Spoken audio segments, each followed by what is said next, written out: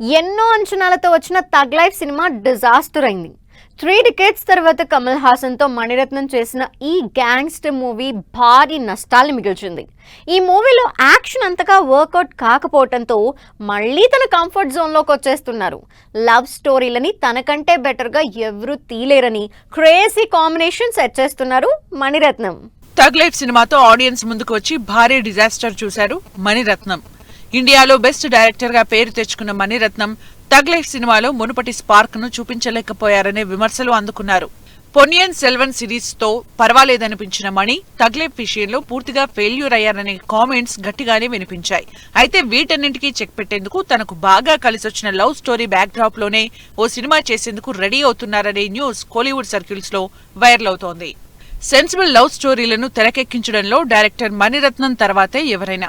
Present Mani Ratnam కూడా అలాంటి ఓ సినిమానే తెరకెక్కించబోతున్నారని తెలుస్తోంది.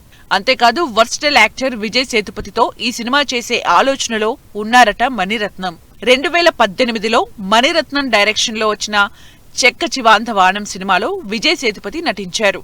ఇప్పుడు అదే విజయ్ సేతుపతితో ఫుల్ ఫ్లెడ్జ్డ్ లవ్ స్టోరీ తెరకెక్కిస్తారని టాక్.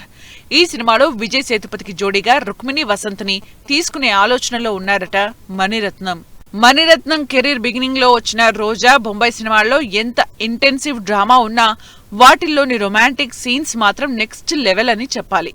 ఆ తర్వాత చేసిన దిల్సే ఫెయిల్యూర్ అయిన సినిమాలోని లవ్ సీన్స్ ఆడియన్స్ కి బాగా కనెక్ట్ అయ్యాయి. ఇక మణిరత్నం సఖీ సినిమాలోని లవ్ సీన్స్ కి ఓ సపరేట్ ఫ్యాన్ బేసే ఉంది.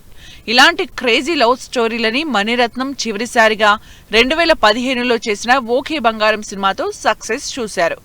ఆ సినిమా వచ్చిన 10 సంవత్సరాల తర్వాత మణిరత్నం మరో లవ్ స్టోరీ సినిమా చేస్తున్నారనే న్యూస్ అందర్నీ ఎగ్జైట్ చేస్తోంది.